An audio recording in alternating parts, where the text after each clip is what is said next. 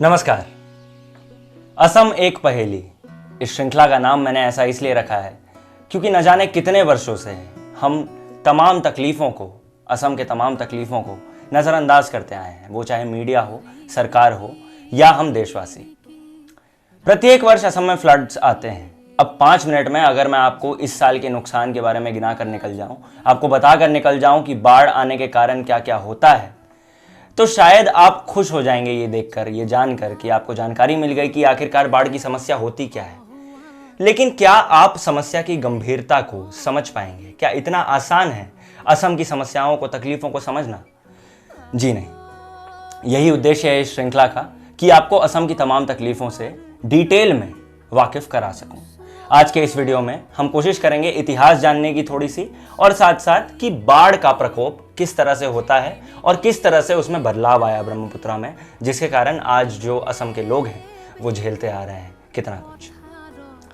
चलिए थोड़ा पीछे चलते हैं, 1950 के पहले के हालात देखते हैं। 1950 के पहले भी असम में बाढ़ जरूर आते थे, लेकिन उस वक्त केवल ब्रह्मपुत्रा का उत्तरी किनारा यानी कि जो नॉर्दर्न बैंक ऑफ ब्रह्मपुत्रा है उस पर इस बाढ़ का प्रभाव पड़ता था।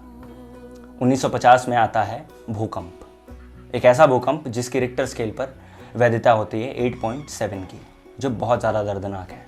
पहाड़ से पत्थर गिरते हैं, सैंड और सिल्ट जो है वो ब्रह्मपुत्रा में जमा हो जाता है पत्थरों के साथ साथ, जिन्हें हम सेडिमेंट भी कहते हैं।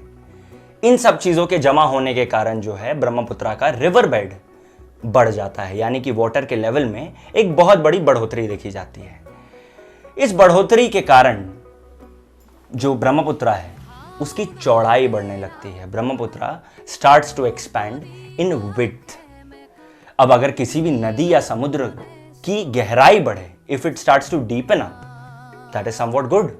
बट अगर चौड़ाई बढ़े तो वो कितना दर्दनाक हो सकता है, इस बात का अंदाजा आप और हम शायद नहीं लगा सकते। इसके कारण एक और चीज जो हुई वो ये हुई कि जो राइपेरियन रेंज है, साथ साथ जो खेत खलियान है, उनमें बर्बादी छाने लगी। भूकंप के कारण एक प्रोसेस है जिसे हम लिक्विफैक्शन कहते हैं, वो होने लगा। इसका तात्पर्य यह होता है कि जो सॉइल है उसकी फर्टिलिटी कमजोर हो गई, सॉइल की स्टिफनेस छूटती गई, पकड़ छूटती गई। अंडरग्राउंड जो वाटर था उसकी पकड़ छूटती गई, वो बाहर आता गया जमीन में क्रैक्स होने के कारण। अब इसका आश्चर्य यह होता है कि सॉइल की फर्टिलिटी रिड्यूस हो जाती है। सॉइल की फर्टिलिटी रिड्यूस हो गई तो जो क्रॉप पहले किसान वहां पर उगा पाते थे उसी फार्म में, वो शायद अब ना उगा पाए। ये जो है ये समस्या बढ़ती चली गई साल दर साल। अब आ जाते हैं सबसे मेन दिक्कत में। अब हर रिवर की, हर नदी की ट्रिब्यूटरीज होती हैं, रिव्यूलेट्स होती हैं। ये ट्रिब्यूटरीज जो होती हैं वो मेनली अपना वाटर डिस्चार्ज करती हैं फ्लड्स के वक्त या तेज बारिश के वक्त मेन रिवर में। अब भूकंप के बाद हालात कुछ ऐसे थे कि ब्रह्मपुत्रा का जो मेन रिवर है उसकी रिवर बेड बहुत ज्यादा हाई थी as compared to the tributaries, जिसके कारण जो मेन रिवर का पानी है वो ट्रिब्यूटरीज में डिस्चार्ज होने लगा। इसके कारण हर साल नए एरियाज अफेक्ट होने लगे क्योंकि पानी का प्रकोप दूसरी ओर बढ़ने लगा। हालात आज कुछ ऐसे हैं कि हर 2 साल में ब्रह्मपुत्रा तकरीबन 1 किलोमीटर तक एक्सपैंड करता है, जिसका तात्पर्य यह है कि हर साल तकरीबन आधा किलोमीटर नए एरियाज बाढ़ की चपेट में आ जाते हैं, या मैं ऐसा कहूं ब्रह्मपुत्रा की चपेट में आ जाते हैं। अगर हमने इस तरह से छोड़ दिया, कोई ठोस कदम नहीं उठाए, तो आज से 3 जनरेशन बाद, 4 जनरेशन बाद, 5 जनरेशन बाद ये पॉसिबल है कि पूरा का पूरा असम ही सबमर्ज हो जाए। अब रिलीफ के नाम पर, एक्शन के नाम पर हमने क्या लिया, क्या दिया असम को, उस पर भी एक चर्चा, छोटी सी चर्चा कर लेते हैं जाने से पहले। We created embankments of more than 5000 kilometres. नए नए डैम्स किए गए, आज भी क्रिएट हो रहे हैं। जियो बैग्स प्लेस किए गए, साथ साथ जो है हमने कुछ इरोजन प्रिवेंशन टेक्निक्स भी अपनाए। अब ये सारे मेजर्स रिलीफ प्रोवाइड करने से ज्यादा फ्लड को बढ़ाने में भागी होते हैं। ये कैसे, इस पर डिटेल में चर्चा होगी अगले वीडियो में।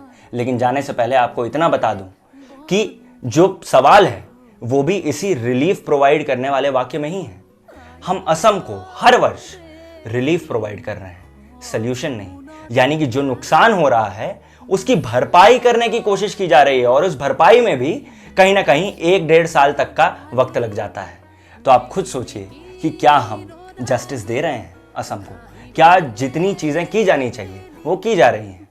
ये कोई केरल तो है नहीं जहां 10 साल 20 साल में एक बार बाढ़ की स्थिति झेलनी पड़े। प्रत्येक वर्ष बाढ़ आती है, प्रत्येक वर्ष नए लोग इसकी तकलीफों से जूझ रहे हैं, लेकिन उसके बावजूद जब जाने जाने लगती है, जब पानी जो है वो गले से ऊपर जाने लगता है, तभी एक्शन लिया जाना क्यों शुरू होता है? आखिर इतनी देर क्यों करते हैं? आखिर हर साल नुकसान की भरपाई क्यों की जाती है, चाहे सरकार कोई भी हो? सोचने वाली बात है। पिछले 70-80 सालों में हमने असम को एक लॉन्ग टर्म एक्शन प्लान क्यों नहीं प्रोवाइड किया? सोचने वाली बात है। जाने से पहले एक और बात आपको बता देना चाहूंगा। एक ऑर्गेनाइजेशन है जिसका नाम है फ्रेंड्स फॉर फ्लड्स। यह ऐसा ऑर्गेनाइजेशन है जो निरंतर प्रयास करता है कि असम के लोगों को अलग अलग डिस्ट्रिक्ट्स में मदद पहुंच सके। अलग अलग डिस्ट्रिक्ट्स में इसके वॉलंटियर्स फैले हुए हैं और इनकी कोशिश यही होती है कि ये उनसे जितना मदद पहुंचा सके उन तक पहुंचाएं। इनकी डिटेल्स आपको इनके इंस्टाग्राम हैंडल पर मिल जाएगी, जो मैंने डिस्क्रिप्शन में मेंशन कर दी है। आप उनको डायरेक्टली मैसेज कर सकते हैं, जिसके तहत वो आपको रिप्लाई करेंगे। अगर आप उनका काम देखना चाहें तो वो आपको काम भी दिखा देंगे।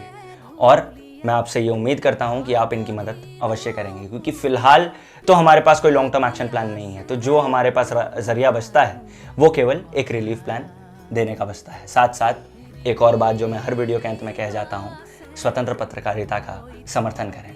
आशा करता हूँ आप मेरी बात समझ पाए होंगे। हाजिर होऊंगा एक नए वीडियो के साथ कुछ ही दिनों में असम के बारे में। धन्यवाद।